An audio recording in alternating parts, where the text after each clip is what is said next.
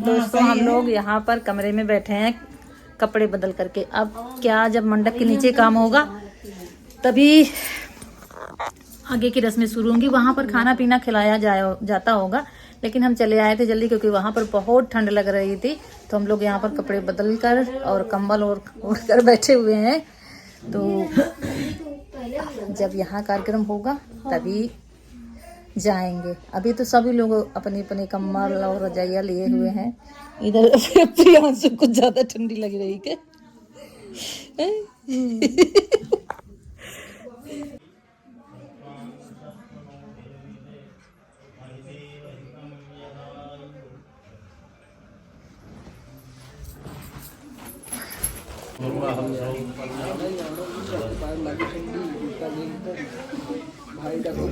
Hello दोस्तों, नमस्कार। मेरे छोटे भाई बहनों को ढेर सारा प्यार और मेरे माता पिता को, बड़े भाई बहन को चरण स्पर्श। कैसे हैं आप लोग?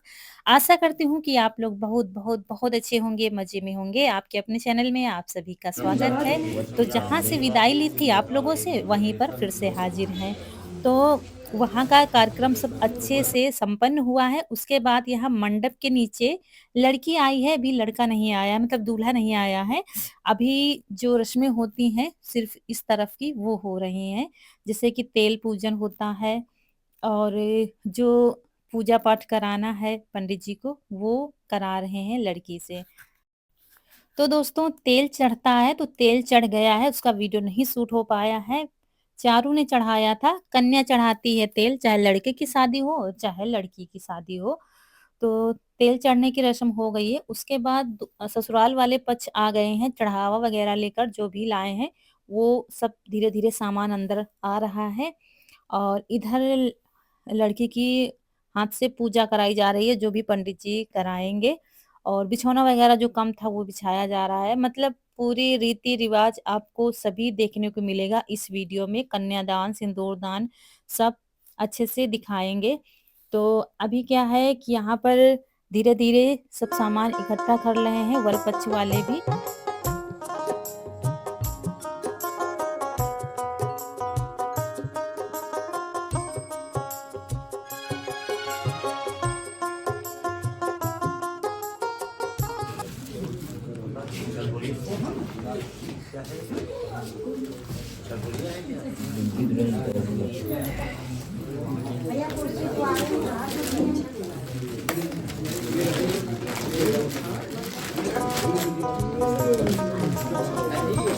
दीदी हमारे को लाइट उसमें रखी है ऊपर, यही ऊपर लगाई लाइट बेड पर। तो अभी दूल्हा नहीं आया है, वर पक्ष के लोग चढ़ावा लेकर आ गए हैं। कपड़े और जेवर वगैरह जो भी लाए हैं वो सब मंडप के नीचे रखा जाता है, तो वही रख रहे हैं। और दोस्तों बाराती तो लगभग सभी लोग वापस चले जाते हैं। ज्यादा से ज्यादा 10 से 15 लोग बचते हैं मेन जिनका काम होता है मंडप के नीचे से लगा के सुबह तक, वही लोग रुकते हैं। बाकी तो वापस चले गए थे। तो वही लोग बाहर कमरे में आराम से रुके हुए हैं। और यहीं पर जिनका जिनका काम लगता जा रहा था वो लोग मंडप के नीचे आते जा रहे थे, क्योंकि क्या है ठंड का समय है और बाहर आग भी जल रही है। तो जिसको आग तापना है तो ताप रहा है, जिसको भाई लेटना है तो वो आराम से लेटा हुआ है रजाई ओढ़कर। तो यहाँ पर चढ़ावा आ गया है, जो भी लाए हैं सब कुछ अच्छा है, सब बहुत ही बढ़िया है। तो वही सब रखा जाएगा मंडप के नीचे। फिर पंडित जी मंत्र पढ़ेंगे, उसके बाद फिर क्या है ये सब उठा के देवों के सामने ले जाया जाता है, जहाँ देव की पूजा होती है वहीं पर ये सब उठा के रख दिया जाता है। फिर लड़की भी अभी चली जाएगी। तो यहाँ पर ये कोंच पड़ता है, एक ससुर का कोंच पड़ता है, एक जेठ का कोंच पड़ता है। तो कोंच में जो होते हैं बतासे, नारियल, पैसे वगैरह होते हैं, तो ये पड़ता है। तो वही पंडित जी डलवा रहे हैं।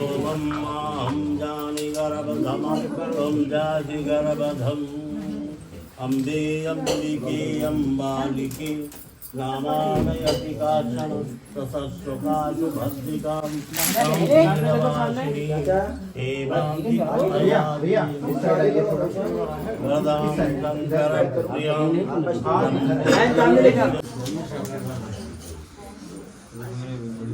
दोस्तों हर जगह की रीति-रिवाज, रस्में सब अलग-अलग होती हैं। तो जिनके यहाँ ऐसा नहीं होता उनको थोड़ा-सा अजीब लगता है। लेकिन क्या है हर सबकी रीति-रिवाज सब अलग-अलग होते हैं लेकिन होता सभी अच्छे से है। तो क्या है कि यहाँ पर मम्मी-पापा आ गए हैं कन्यादान करने के लिए और लड़की अंदर गई है तैयार होने के लिए, पैरों में महावर और पेरी वगैरह पहनाकर लाई जाएगी और यहाँ दूल्हे-राजा भी आ गए हैं मंडप के नीचे तो इनको बिठाया जाएगा। और तब तक दुल्हन भी आ जाएगी।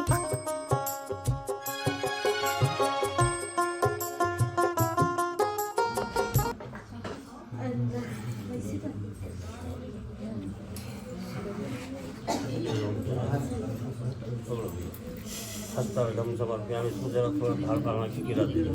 यही सूर्यो शास्त्रात् तेजो राशि जगत्ते अनुकंपाय मां भक्ति गृहाति वा करोमि।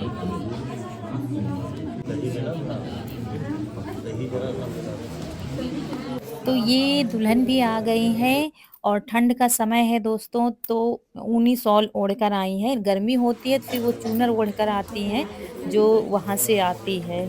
तो डबल-डबल तो आते ही हैं ठंड में तो ऊनी वाली ओढ़ा दी गई है क्योंकि ठंड तो ज़्यादा हो ही रही है फिर। तो यहाँ पर मम्मी-पापा, दूल्हा-दुल्हन सब बैठ गए हैं और समय आ गया है कन्यादान का जो इसमें हाथ लगाओ, इसके सामने लाओ, तुम दाहिना हाथ लगाओ, तुम नीचे, हाँ नीचे लगाओ, तुम नीचे लगाओ दाहिना हाथ। तो दोस्तों ये जो कन्यादान का समय होता है माँ-बाप के लिए बहुत ही मुश्किल होता है, लेकिन बहुत ही सौभाग्यशाली होते हैं जो जिन माँ-बाप को ये पुण्य करने का सौभाग्य प्राप्त होता है। तो ये देखिए ये कन्यादान रस्म हो रही है। कहते हैं सब कुछ दान कर लोगे पुण्य नहीं मिलेगा जब तक आप कन्यादान नहीं करोगे। तो पुरानी कहावत है ये। तो देखिए दोस्तों यहाँ पर वही रस्म की जा रही है। सूर्य दक्षिणाय हेमंत ऋतौ अमुक अमुक राशि से सूर्य चंद्र से लक्ष्मण और दोस्तों काफ़ी रात हो गई है, काफ़ी लोग तो सो भी गए हैं और बच्चे भी सो गए हैं, रौनक और प्रियांशु, हर्षित हर्षित तो शाम को वापस चले गए थे। कोई आ गया था बगल से दीदी के घर से तो वो उनके साथ चले गए थे। लेकिन प्रियांशु है तो सब सो रहे थे तो हमने किसी को जगाया भी नहीं है। हमने कहा कल के थके हैं सब तो सो रहे हैं सब। तो दोस्तों 4 बजने वाले हैं, 2 मिनट बाकी हैं और पैर पूंजी जो होती है शुरू हो गई है। तो हम भी अब नहाने जा रहे हैं, कपड़े निकाल लेते हैं बैग से और नहाएंगे। तब तक और लोग पैर पूंजेंगे। कार्यक्रम शुरू हो गया है। दूल्हा और दुल्हन दोनों लोग आ गए हैं, कन्यादान हो रहा है और हम अब जा रहे हैं नहाने के लिए।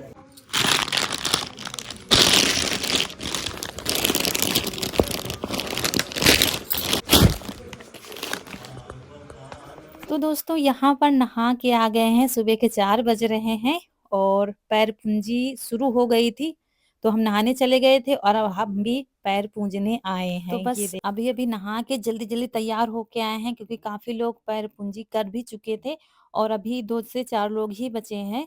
तो जो जगाना पड़ रहा था, काफ़ी लोग सो भी गए थे तो फिर उठकर नहाने जा रहे थे। इसमें बहुत टाइम लग गया था। नहाकर जब आते थे तब पैर पूजते थे। तो पैर पूजाई में यही होता है कि पानी रखा हुआ है पीतल के बर्तन में, उसमें थोड़ा-सा हाथ में भिगोकर पैर छुए जाते हैं दूल्हा-दुल्हन के। फिर जो कुछ आप लाए हो उसी से वो दान किया जाता है। पैसा, कुछ भी कोई भी सामान आप ला सकते हो सानी सोना-चांदी की, तो आप उसी को पैर पूजाई कहते हैं। और पैर पूजाई हमेशा अपने से छोटों की जाती है। जैसे कि छोटी बहन हुई, ननद हुई, भतीजी हुई, उसके पैर पूजे जाते हैं। छोटे बड़े के कभी पैर पूजते नहीं मतलब वो पैर नहीं छूते हैं। तो ये देखिए यहाँ सुबह के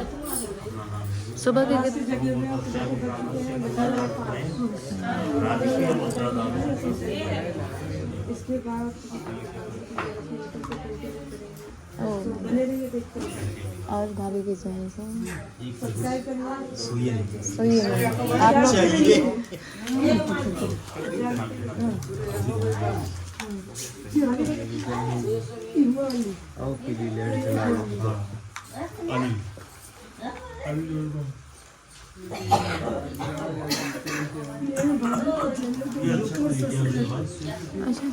और उसके बाद अच्छत से आशीर्वाद दिया जाता है, पंडित जी कह रहे थे। पंडित जी बताते जाते हैं क्योंकि कभी-कभार ये मौका मिलता है दोस्तों साल में, 2 साल में, 3 साल में। अब तक के हम बस 3 बार ही पैर पूजाई की है, शायद 3 से 4 बार ही की है, बस इससे ज़्यादा पैर पूजाई नहीं की है, तो भूल भी जाते हैं। और उसके बाद फिर से हम पैर पूजने आ गए हैं क्योंकि दीदी को पूजना नहीं था, तो फिर हम आ गए हैं पूजने के लिए दीदी के बदले, तो वही जो कुछ दिया है दीदी ने, तो फिर वही दोबारा से पैर पूजाई हो रही है। इसके बाद कुछ लोग बचे थे तो वो लोग भी पैर पूजेंगे और फिर आगे की रस्म शुरू होगी।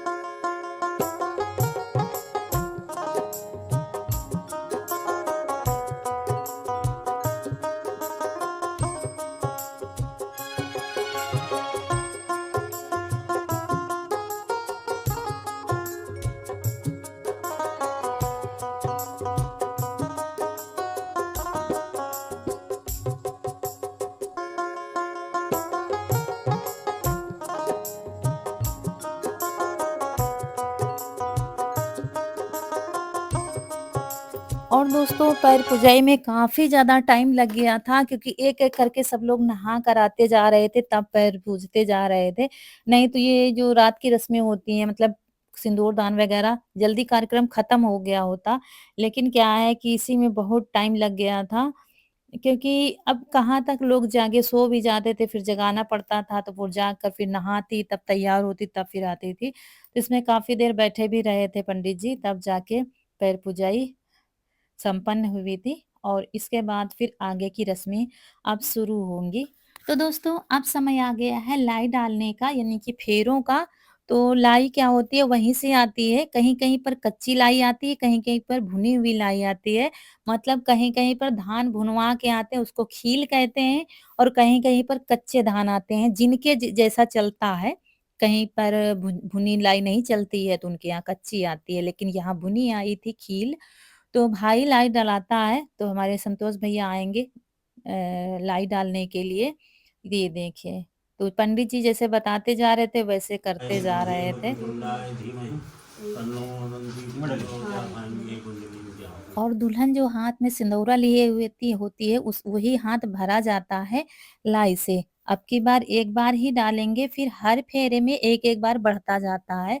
मतलब जब अब की फेरा घूम कर आएँगे, तो दोबारा में फिर 2 अंजुरा डालेंगे, फिर 3 अंजुरा, फिर 4 अंजुरा, ऐसे करके 7 फेरों में लाई डाली जाती है। तो ये देखिए 7 नहीं 6 फेरे किए जाएँगे, 7वाँ जो है आखिर में कराते हैं पंडित जी। तो बस ऐसे ही फेरे घूमे जा रहे हैं। और दोस्तों काफ़ी लोग व्रत रख के पैर पूजते हैं। पहले तो क्या होता था, व्रत रख के पैर पूजते थे मतलब सारा दिन कुछ नहीं खाते थे, फिर सुबह खाते थे। लेकिन अब क्या है कि अब तो दूसरा दिन लग ही जाता है 12 बजे के बाद, तो फिर नहा के पैर पूजे जाते हैं, तो व्रत रखने की कोई ज़रूरत नहीं पड़ती है। इसलिए सभी लोग अब कोई व्रत नहीं रखता है। क्योंकि हमेशा पैर पूजाई 3-4 बजे ही हो पाती है लास्ट में ही सुबह के टाइम, तो दूसरा दिन लग जाता है। तो अब सब लोग समझ लीजिए व्रत ही है, 4 बजे नहाकर बस पैर पूजाई हो गई है।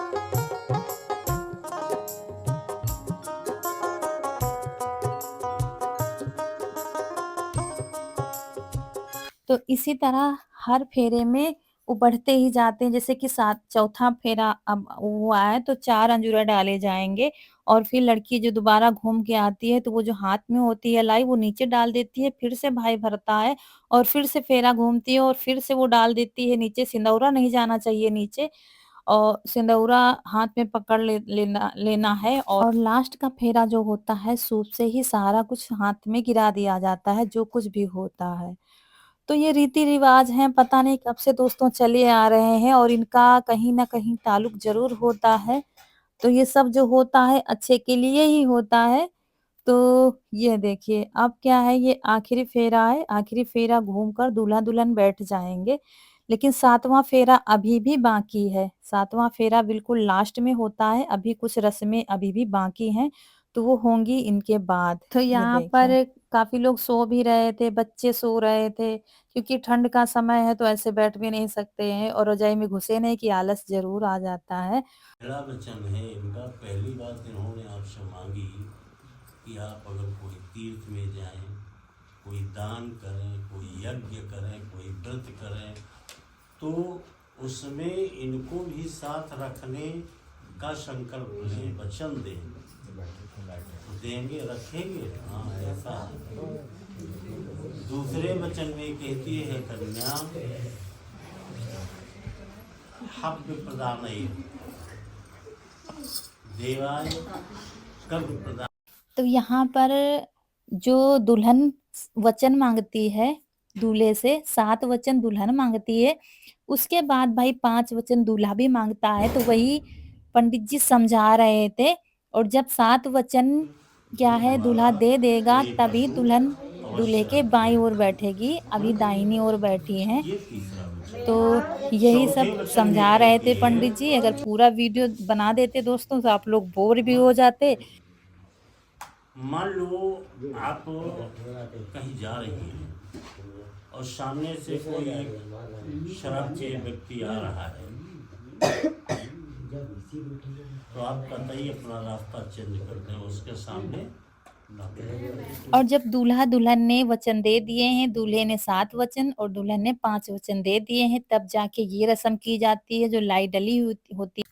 तो दुल्हन अपने हाथ से और दूल्हे का पैर होता है वो आगे की तरफ खिसकाती है, वो जिससे फेरे डाले जाते हैं ना, वही ये लाई पड़ी हुई है। और उसके बाद अब दुल्हन आई है दूल्हे के बाईं ओर। अब यहाँ पर सिंदूर दान की रस्म होनी है, तो वो होगी। तो यही है हमारे यहाँ के रीति-रिवाज, यही है हमारे यहाँ का कल्चर। और मतलब एक दिल को छू जाने वाली रिवाजें होती हैं, रस्में होती हैं। तो दोस्तों अब रस्म होगी माँग भरने की, यानी कि सिंदूर दान की। तो ये देखिए, दूल्हा माँग भरेगा दुल्हन की। ओम सिंदूरम शोधनम रक्तम सौभाग्यम सुखवर्धनम शोधम कामदम दैव सिंदूरम प्रतिगृहीतामः। किसी पंडित की बात हमसे न किया जाए। ये पूरी भी है यहाँ तक, पूरी मांग यहाँ तक आ रही वो क्या कराता है, क्या नहीं कराता है, कर लेना जरा। हमको जितना ज्ञान है मैं करा रहा हूँ। अरे पहला सिंदूर पति का है।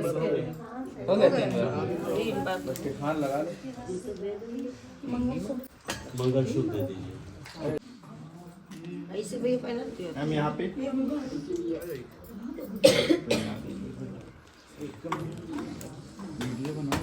तो दोस्तों ये मांग भी भर गई दुल्हन की और मंगलसूत्र भी पहन लिया है और अब दूल्हा दुल्हन हो गए हैं एक दूसरे के।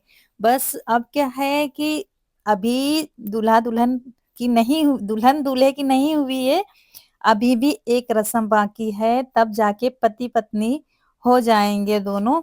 अभी क्या है 7वां फेरा बाकी।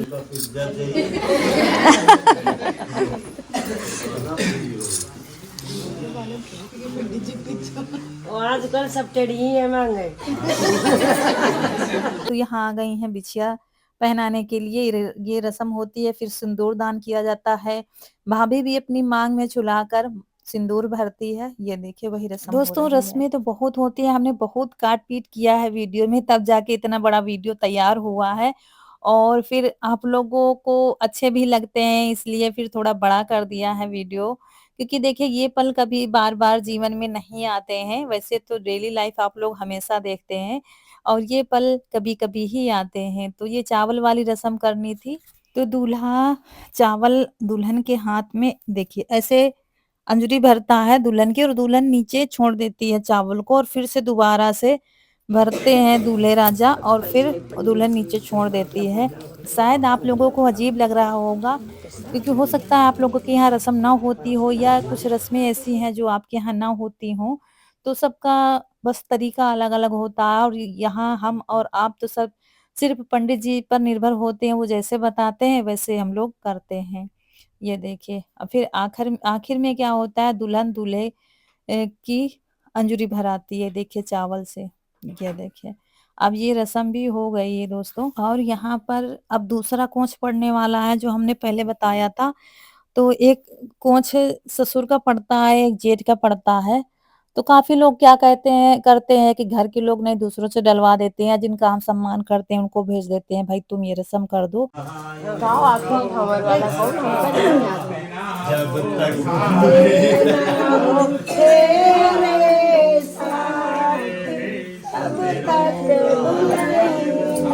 नहीं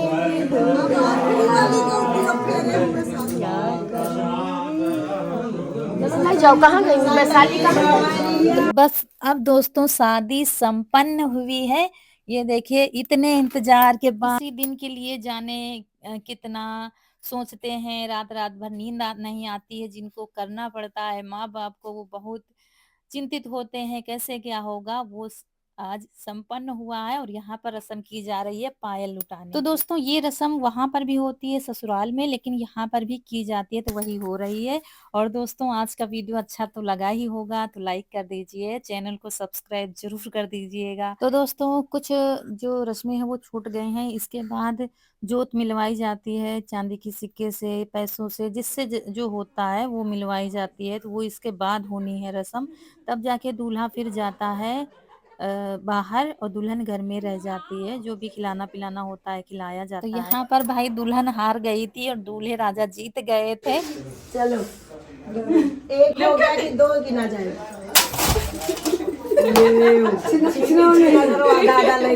5 बार ये रस्म कराई जाती है और वहाँ पर ननद कराती है भाभी से। वो तो थाली में पानी या दूध भरकर फूल कुछ किया जाता है, तो वो तो सब वहाँ होगा, लेकिन यहाँ पर भी होगा। उसके बाद जोत मिलाई जाती है और यही देवताओं के सामने की जाती है, तो इसलिए जो मंदिर बना हुआ है वहीं पर ये रस्म हो रही है। तो आखिर में भी दुल्हन नहीं जीती थी, दूल्हे राजा ही जीते थे। तो दोस्तों फिर मिलेंगे, तब तक के लिए खुश रहिए, आपकी फूलों की बगिया हमेशा महकती रहे और आप लोग हंसते मुस्कुराते रहें। नमस्कार दोस्तों।